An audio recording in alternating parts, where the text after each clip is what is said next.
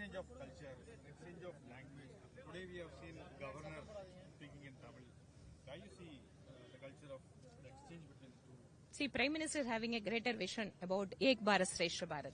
That is, this country is one, and particularly the relationship between Kasi and Rameshwaram, and particularly with Tamil Nadu, is very strong, deep-rooted, and time immemorial, the people here, they used to visit Kasi and as well as Rameshwaram. So this bonding is very strong.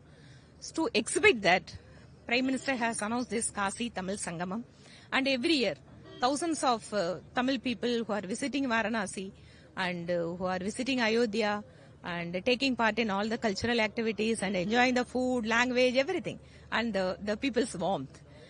And this year, as an innovative idea has been implemented here of bringing 300 students from UP and who are having a Hindi as their mother tongue. And here in Tamil Nadu last 10 days they are traveling and they are learning Tamil. And this is how this Bharat is one country of respecting each language apart from our mother tongue. So here the Kasi Tamil Sangamam 4.0, the valedictory function has been, it is concluded this year.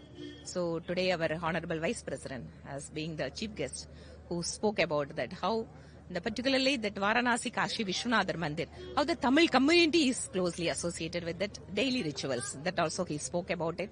And apart from that, I could say that whoever has been visited Varanasi and Ayodhya the last 4 years, all they have been invited here, all are enthusiastically has participated here. Particularly said that whatever evil forces come, nobody can separate. Yeah, it is true. Whatever evil forces who are trying to create to break this country, they cannot succeed in their effort.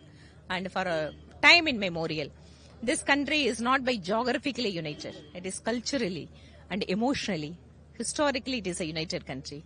So the people cannot divide this country on the basis of a language or a race. So that is a message that today our Honorable VP has given.